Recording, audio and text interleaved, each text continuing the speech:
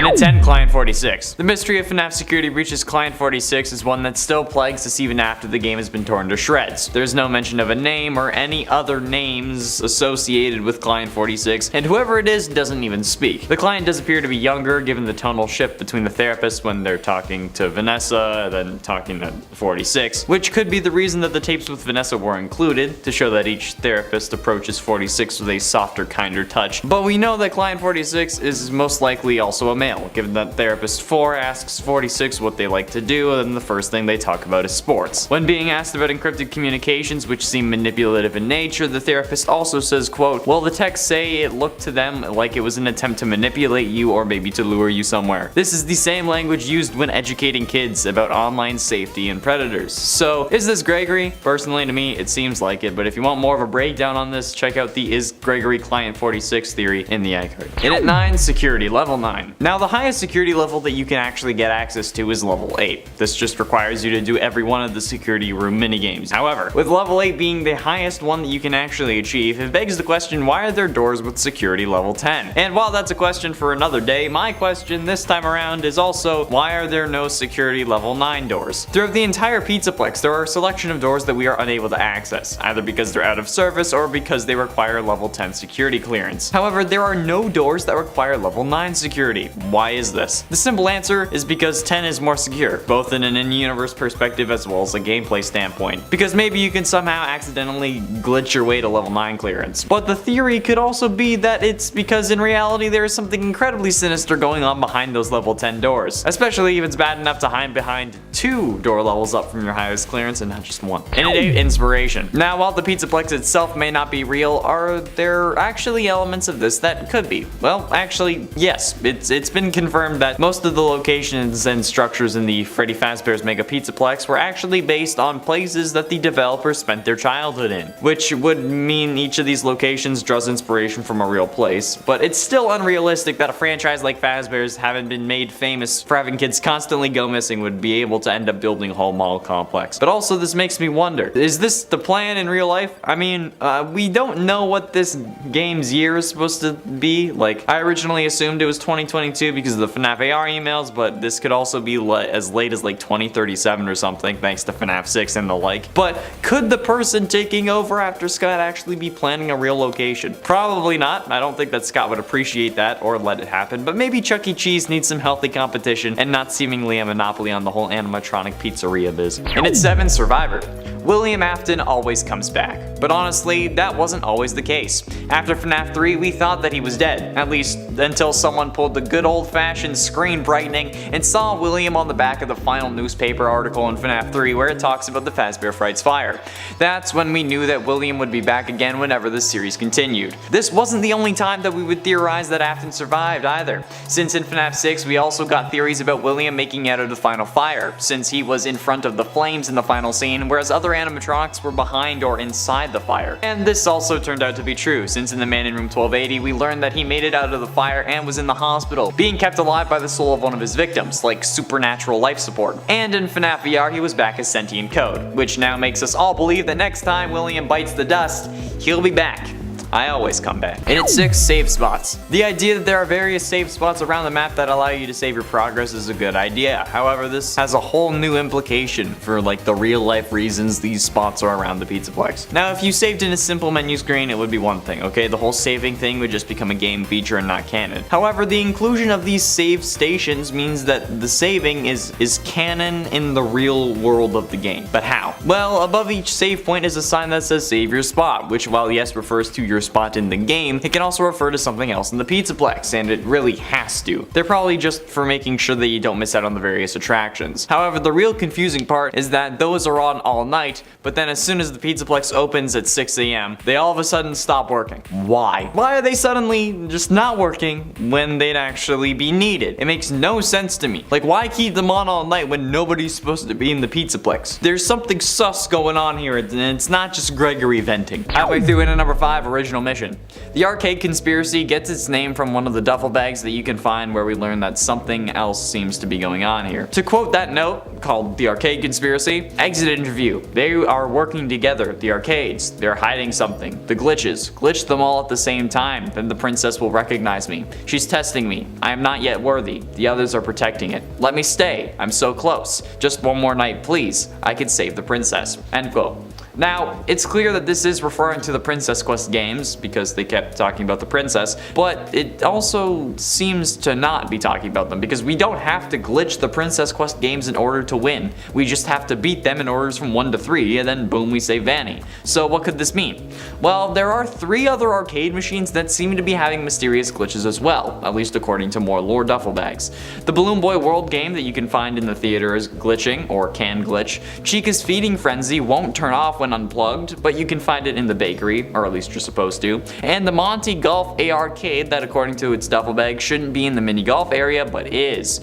However, while you can play both Balloon Boy World and the Monty Golf game, Chica's Feeding Frenzy isn't an arcade cabinet. You can only access it using a mod that lets you cheat it from the main menu. So I feel like this was an intentional feature that was left on the cutting room floor, where you might have to beat these 3 games by glitching them out, and then you'd unlock Princess Quest 1 and then have to play through the 3. Also, my lowest score on Monty Golf is 14, and the lowest possible score you can get is 13, so I feel pretty good about that. I spent way too long during my stream doing that. And at 4, Arcade Conspiracy. The Arcade Conspiracy gets its name from one of the duffel bags that you can find where we learn something else has been going on here, and I'm gonna keep making that joke until I can't anymore. Quote from this Arcade Conspiracy note: "They are working together, the arcades. They are hiding something. The glitches. Glitch them all at the same time. Then the princess will recognize me. She's testing me. I am not yet worthy. The others are protecting it. Let me stay. I'm so close. Just one more night. Please. I can save the princess." Now it's clear that it seems to be referring to the Princess Quest games, however it doesn't really seem like we have to glitch the Princess Quest games in order to win. We just have to beat them in order from 1 to 3 and then boom, we save Vanny. So what could this mean? Well, there are 3 other arcade machines that seem to be having mysterious glitches as well. The Balloon Boy World game that you can find in the theater, Chica's Feeding Frenzy, which won't turn off even when unplugged, that you can find in the bakery, and Monty Golf A-Arcade that according to its duffel bag shouldn't be in the mini golf area, but is. However, while you can play both Balloon Boy World and the Monty Golf game, Chica's Feeding Frenzy isn't an arcade cabinet. You can only access it by using a mod that lets you cheat it from the main menu, so I feel like it was an intentional feature that was left on the cutting room floor. Getting close to the end, and at number 3, Michael is Crying Child. The Crying Child has been a mystery since FNAF 4. He doesn't have a name, despite what people may be calling him, and currently they're working on trying to uncover his name, but as of yet he isn't named Chris, he isn't named Doug, he isn't named Larry. But not only is his name a mystery, the character himself is also mysterious. He dies at the end of FNAF 4, but he's told that he will get put back together, presumably by William, but we don't know if he was actually put back together.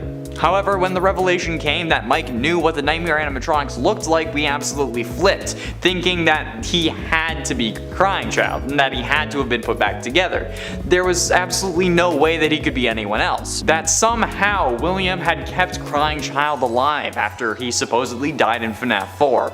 This is something we all solidly believed.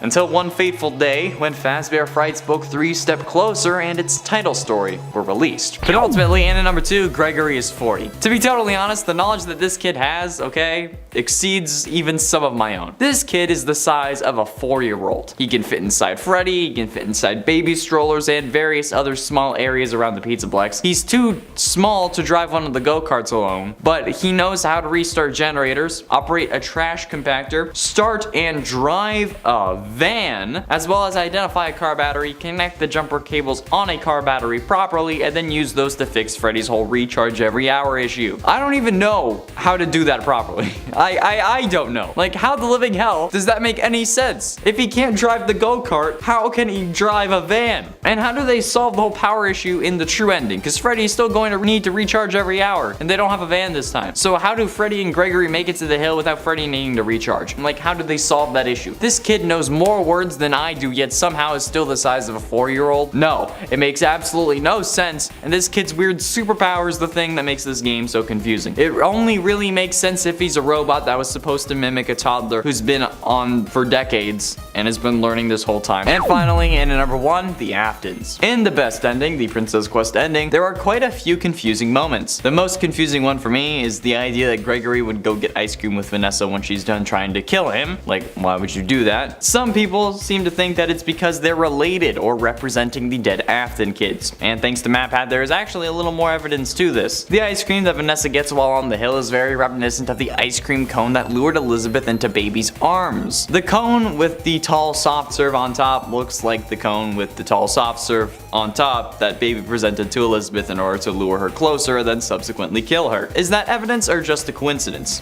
You see, I wasn't really sure, but thanks to MatPat, he pointed out that Gregory also has a popsicle. A Freddy popsicle to be exact. You know, like those SpongeBob ones that never look right, but it's Freddy Fazbear, not SpongeBob. And the lighting makes it look very yellow in color, as if it was a reference to a certain yellow bear that could have had something to do with the crying child's death. If this was truly meant to be Crying Child, this could be a good way of indicating it. But not only is it this good, it gets better. Crying Child, or I guess Gregory, has taken a bite out of the head of the popsicle. Could also be a reference to how he met his unfortunate fate. And that, combined with the other ice cream, I feel like that's pretty good. In at 10, Princess Quest 3. At first glance, the Princess Quest 3 game obviously takes place within a pizzeria. You can tell thanks to the doors and the floor design. It's pretty obvious. However, what I think is quite neat is the fact that this isn't just any random Fazbear location. It's actually the main menu hub from FNAF VR. The prize counter is behind us with the same design, the stage is at the top, and Pirate's Cove is to the left. There's a door on the right, which would be the door that Glitch Trap comes through, and the final door in this room is also the stage, which is where Glitch Trap is standing when he attacks you. And then the final door of this version of Princess Quest is the one that we got sealed behind in Help Wanted's ending. So I think that it's pretty safe to say that this is the Help Wanted main hub. And at 9, Failsafe. The whole reason that Princess Quest is a thing in this game, it was to lock Vanny away and prevent her from regaining control of her body. So why did they create a sort of failsafe that allows her to escape?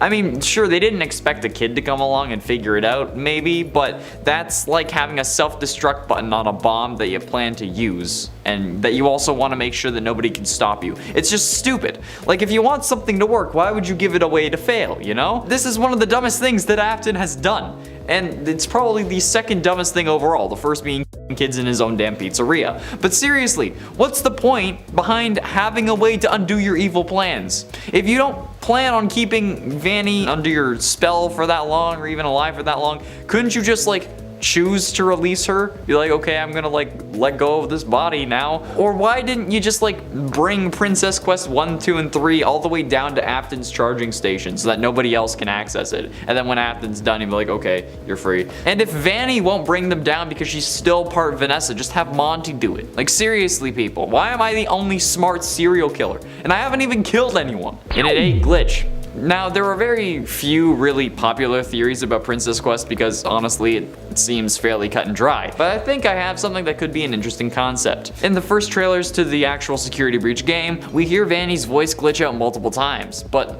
that never happens in the game. But why? My theory is that Vanny's voice could have been glitching out more because we were completing the Princess Quest games. If they wanted to continue that theme in the game, they could have, and as we progress through the story, we could end up hearing her glitch more and more. However, they had to keep the scope of the game smaller than they probably wanted to, despite already increasing the game size, and after all, they did release it unfinished. So, could this have been a planned feature? It would have been really cool, and it would have been a way to show us what we were doing with Princess Quest was actually having an effect on her, but I don't know if they planned it like that, but I think it would have been cool if they did. And it's 7, Dave. Back in the glory days, before we knew who William Afton was, we had many names for the one known as the Purple Guy. None of them were canon, but some people believed that they were. And while they were all confirmed as fake once the official name of William Afton was revealed in the Silver Eyes as well as sister location, maybe one or more of them is actually real. Yeah, I remember calling the Purple Guy Dave before the Silver Eyes came out, but once the Silver Eyes canonized Dave Miller as a fake name, we've kept our eyes out for anyone using a similar alias. Well, lo and behold, it took a couple years, but in Security Breach you were able to find duffel bags that contain messages that hold some form of lore, like the one about the night terrors that I mentioned in another list. Even before that one, in the customer service area where you upgrade your complimentary ticket, you can find a bag that says customer complaint, you should fire Dave, he sucks. It's simply called Hi Dave, but suggests that William maybe still has an influence over this place. You know, I wouldn't put it past him. Halfway through into number 5, William Afton. Before Sister Location, we didn't have the name of William Afton. We didn't have a name for the most infamous serial killer in video games. Rather, we had a nickname, the Purple Guy. This name became synonymous with FNAF and this mysterious killer. It became so associated, in fact, that anytime someone wore purple in a video, we all flipped out. Until one fateful day where the great MatPat came to us suffering through the Silver Eyes novel to bring us a theory that shaped FNAF history. The name of the Purple Guy was not the phone guy, but rather William Afton. Since this name came from the books, a lot of people were quick to dismiss it, saying that they're not canon to the games, so we can't think that it's true. But then, lo and behold, we get one simple line in the Sister Location intro that confirmed this suspicion. Quote, "Those aren't the design choices we were curious about, Mr. Afton."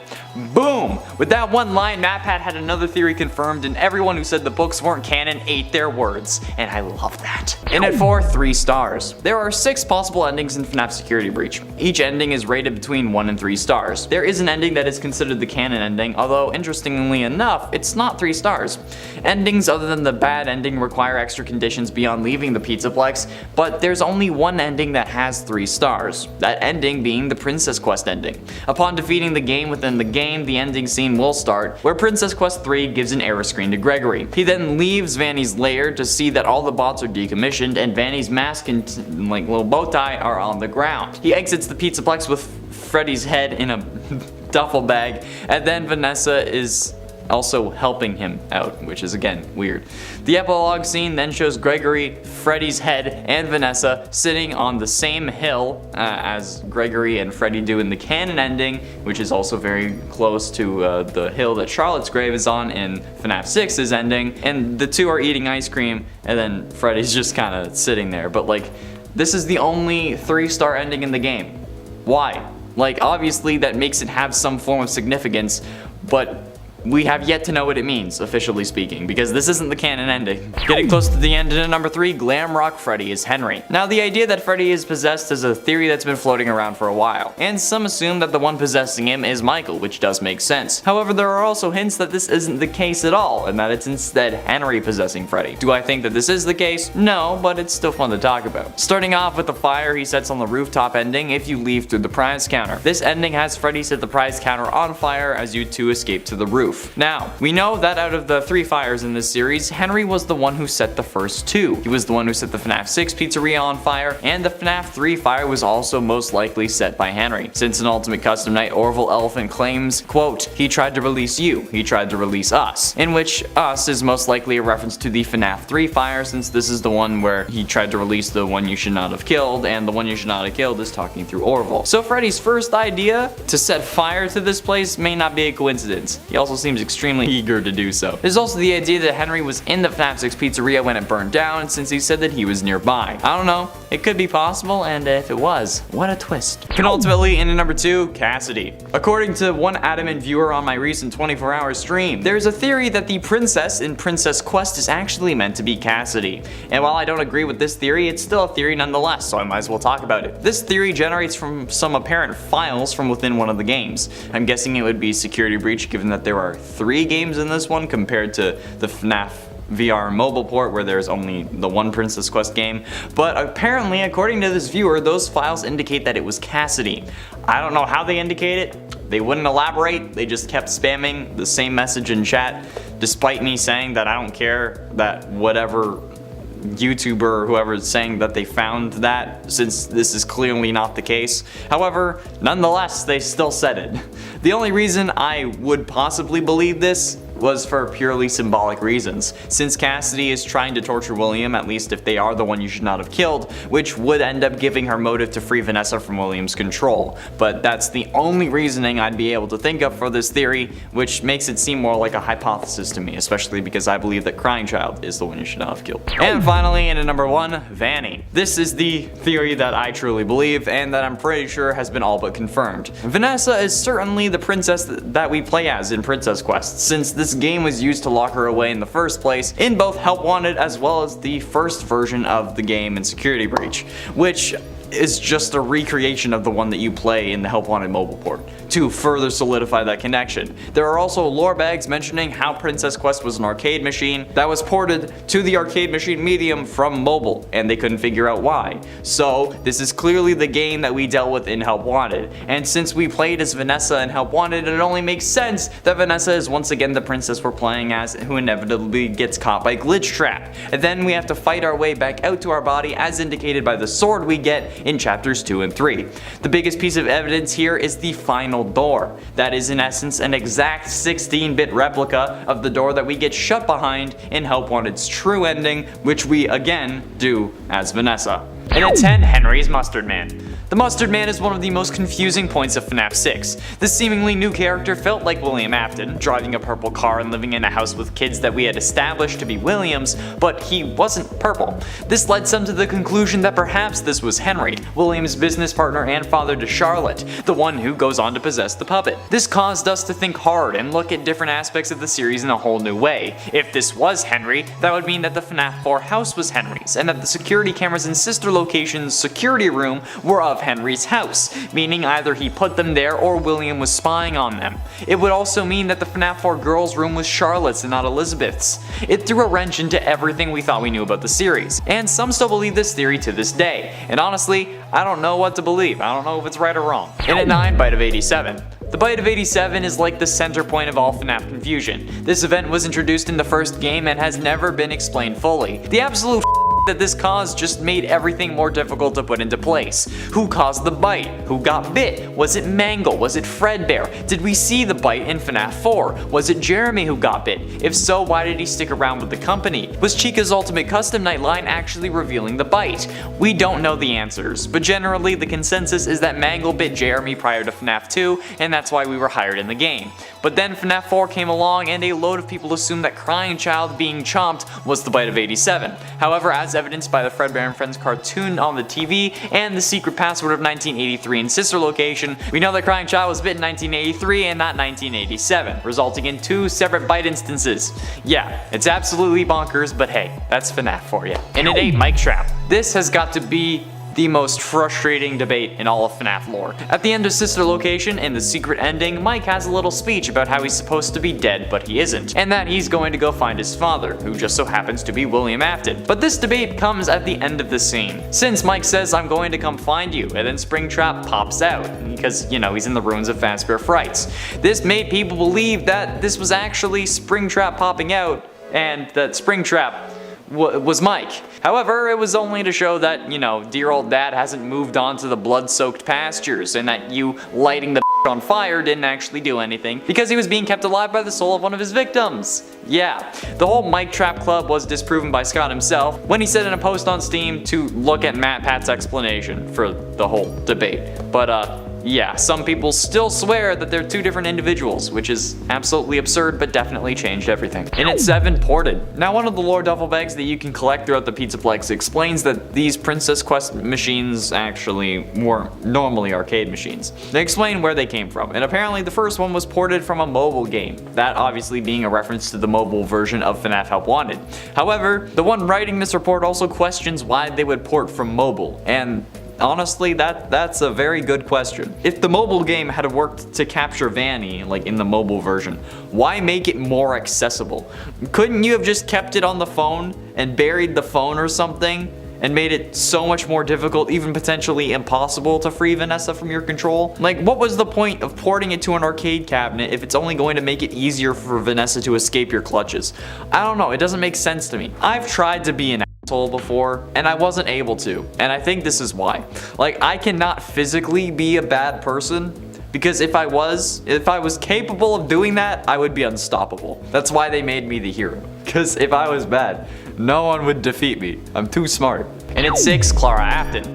We know little about Mrs. Afton. We don't even know if there was a Mrs. Afton. We know that William probably had some form of woman in his life, assuming his kids are biological and not adopted, and we also know that William had some other female that he was pushing away, who was represented by Bellora's song. But we also have no idea who this original woman was, or if she's still alive. Maybe she died, maybe she left William. There have been plenty of rumors and ideas of how this situation is going on by different FNAF parody songs and animations, some of which involve car accidents or Mrs. Afton walking in on whatever William was doing, but none of these have ever been confirmed. So like, people are still treating them as fact even though they're literally just fan animations. There is no official name yet for Mrs. Afton. Some people though call her Clara because of The Immortal and the Restless, the soap opera from Sister Location, since there's a vampire in purple that people compared to William, which for some reason even meant that because, you know, William's name isn't Vlad, but Clara, oh yeah, that must be the mother's name.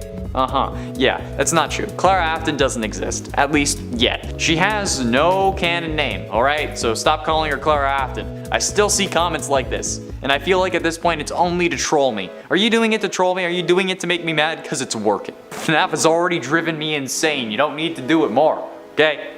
I'm already crazy. Halfway through into number 5, the Blob. The Blob is the amalgam giant pile of black goo that is only seen in the canon ending to Security Breach. The Blob is a massive sized proportion of wire, tentacle, and animatronic parts with possession of many glowing red eyes, because of course it does. The Blob's main head has a mask identical to that of Funtime Freddy, but with black eyes and pinkish red glowing pupils. And then its endo face reveals to actually have metal plates rather than wire tubes. Their body is a large black mass made of wire tentacles like things. It looks like goo, but it's also not goo. It appears to be some larger version of Molten Freddy after Pizzeria Simulator's fire, but it's far more grotesque and mixed with parts of other animatronics and endoskeletons, even some that seemingly weren't at the pizzeria. You can see parts of older animatronics like Circus Baby and the Puppet, which were in FNAF 6's location, but also Chica, Mangle, Bonnie, and several Endo 2s, and likely